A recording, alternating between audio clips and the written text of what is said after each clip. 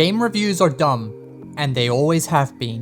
Which is a pretty weird thing to say as someone that posts a majority of game reviews on their channel, but hear me out. We're going to go over two things in this video. One, why video game reviews are dumb, and two, how my dumb game reviews are scored because I usually get quite a few comments complaining that the scores are too low. So let's start at the beginning. Before there were dinosaurs, there were gaming magazines, demo discs, full spread reviews, and there was me. Gaming magazines had their pros and cons. Like, I really miss demo discs. Do any of you remember the demo disc for the PS2 with SSX and TimeSplitters 2 on it? I mean, geez, we didn't know how good we had it. But what I tend to gloss over, and perhaps you may have done the same thing, is that I used to read game reviews with a sense of respect. That these were experts that knew what they were talking about. Okay, to be real, I usually just read reviews to try and find out about new games and what was in the game. I think it's important to remember that the innovations in gaming in the early 2000s were extremely apparent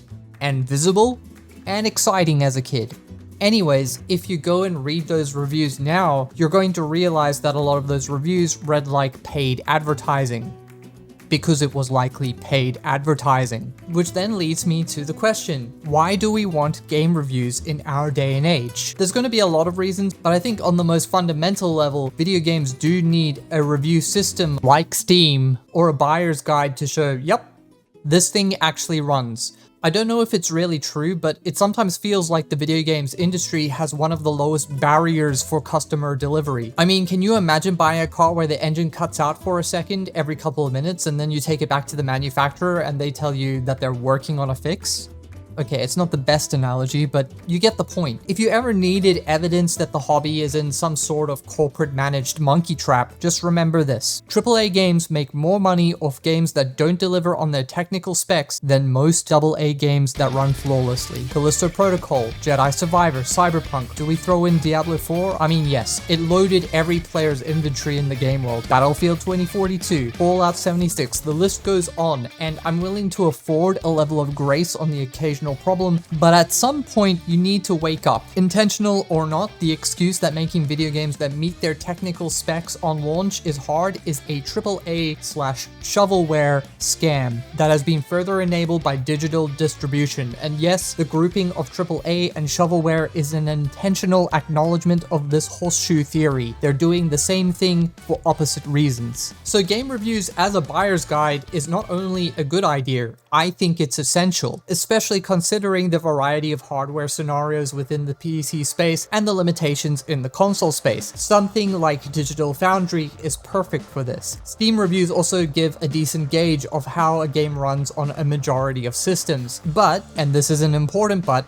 that's not how the majority of reviews are written, and it's certainly not the emphasis of my reviews either. So here's the reason I make video game reviews and why most of us watch them. Confirmation bias. We freaking love it when some stranger tells us our most recent purchase was a good one. And also, we are a majority of closet video game hipsters that simultaneously want to be right, but also want to be misunderstood and mysterious in our rightness. Like, let me ask you some questions. Do you play that one game that is secretly goated, but no one seems to know it but you? Do you think that most gamers are normies that are ruining the hobby? Do you get unreasonably annoyed when people misunderstand the game you love? Do you have a massive backlog of video games that you pretend is not a massive backlog made up of games that you bought purely on the principle of uniqueness? Takes one to know one.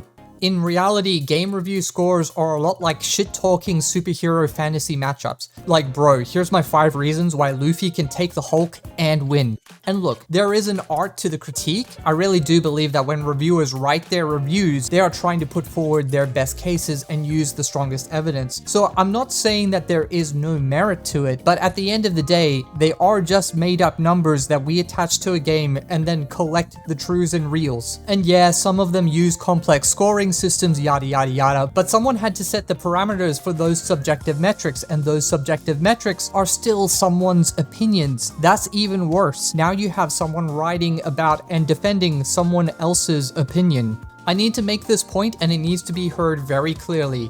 I really like video game reviews. I like making video game reviews. But the moment you start giving them value as a point of authority, you are losing your ability to be objective about what they are. As a kid, I would read every GameSpot and IGN review of every game I bought. I loved doing that. I loved agreeing and disagreeing with the writer, seeing what I missed, seeing what they missed. This is what video game reviews are good for. Beyond being a buyer's guide, they are a really great way of comparing experiences and building a community. That's why I say, and I will always continue to say it, if you are simply focused on the score instead of the content of what is being said, you are wasting your time. Now, there's a problem with all of this because culturally, game reviews, at least as of the prehistoric era, have always come from a position of authority. Someone that owned a magazine or a website was telling you if a game was good and how good it was. Not only that, but these businesses had access to these video games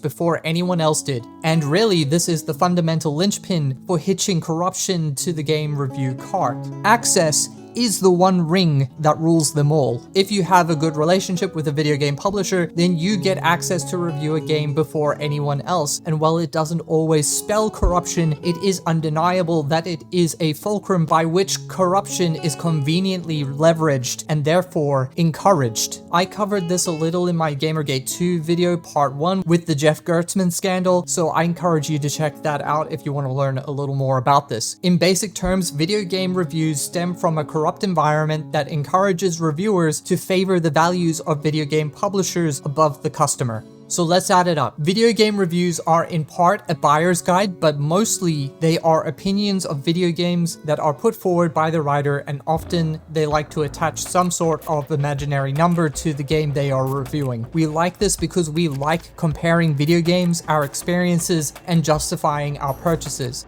However, the video games industry holds the market share of said video games opinions, and they can choose to use access as a backdoor for injecting marketing. A lot of the preamble for Gamergate in 2014 stemmed from the recognition that this was happening and became far more apparent with the rise of figures like Total Biscuit, who decided to use alternative means of reviewing games. The core gaming community responded by investing their time in YouTubers like Total Biscuit and streamers because they felt that they were more part of the community and easier to relate to. And this comes back to what I said. I think the best part of reviews is sharing experiences. And frankly, it's easier to do with an individual than a team of writers working on their KPIs. Like, think about this. If I watch G-Man Lives, I know he's going to complain if the game has suicide enemies. If I watch Worth a Buy, I know he's going to lose his mind over X-ray vision. If I watch Asmongold, he's going to spend 20 minutes explaining to a chatter why a tertiary currency in an MMO is pay to win. So yeah, I don't know these people at all, but I know that when I go to watch their content, I've heard their opinions so many times that I have a map of how they think about certain elements, and it makes it easier for me to relate my experiences to theirs. Comparatively, what happens if I go to IGN or Kotaku? I might get a writer I know nothing about, they say a whole bunch of things I can't relate to, and then I'm annoyed. Had I taken 10 minutes to look them up, I would probably realize that the writer has an arts degree and traditionally hates the genre of game they are reviewing,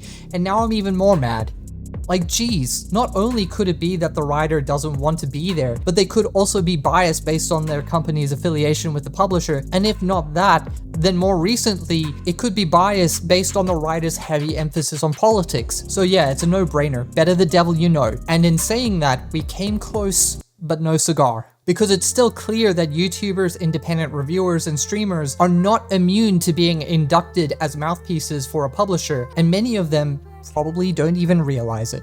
Think about this. If a publisher gives you a game for free, do you really have the perspective to comment on the value proposition in relation to the price? Because if you get one game for free, you probably get quite a few games for free. So not only would you want to keep getting those games for free, but you also aren't part of the practice of paying for your entertainment. And look, I know that this is a slippery slope, and it's definitely a case-by-case thing, but I am right. If you don't pay for the game, you are not like the rest of the population, and every time you partake in one of these conveniences, you further remove yourself from what is the average gamer's experience. And that's just one very simple, minor example of how you can be socially engineered in placing the first brick in favoring the publisher over the customer. I want to be clear here, while I think that it's good to be aware of these problems, I'm not sure that it's something that needs to or should be fixed. To me, there's only one real solution, and it's so inhuman it could just never happen. The solution is to boycott third-party video game content that releases before the game is released to the public. That's what it would take. You would have to remove the early access advantage review media has. I couldn't fathom a world where a gamer could resist waiting a week after public release to look up a game. Like, once you realize that 500,000 people consistently trip over each other to spend double the price of the game so they can tell their friends they started playing it 3 days early, once you face that reality, you know what we're dealing with. This is futile. Anyways, on one hand, it's a big deal because this all hurts the hobby and the customer, but on the other hand, in the grand scheme of things, this is just some small-time bullshit. Sort of. I mean, it should be. But developers get bonuses based on review scores, so yeah, I don't know. You tell me what you think in the comments. So anyways, I thought this is as good a place as any to talk about how I review games. Well, it's pretty simple. I play a game, and then I talk about how I felt about it, and then I subjectively give it a made-up number out of 10 based on how I felt about it, and then I hope that others will compare their experiences in the comments. I do the number score because it's nostalgic to me. I could outright avoid all the comments on my scoring by simply removing the number and saying I either recommend or don't recommend a game, but I don't want to. Now, as for the numbers themselves, there is a method to the madness, and once you understand how I think about it, it will make a little sense, hopefully. Most judging systems out of 10 begin at 10 and detract points for faults, or start at 0 and add points for positives. When I review a game, every game starts at 5. I then subjectively add and subtract from that score with the pros and cons. In reality, anything above a 5 is a recommendation, and anything below a 5 is not recommended, and anything at 5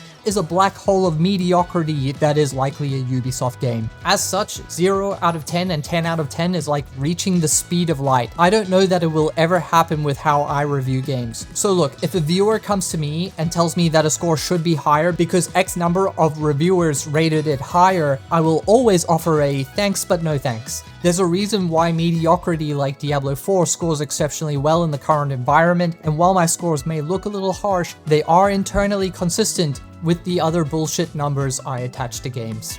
Anyways, thanks for watching. I know it's more of a PSA, I just needed to get it off my chest. I'm really interested to hear what you guys have to say in the comments, and I'll catch you next time.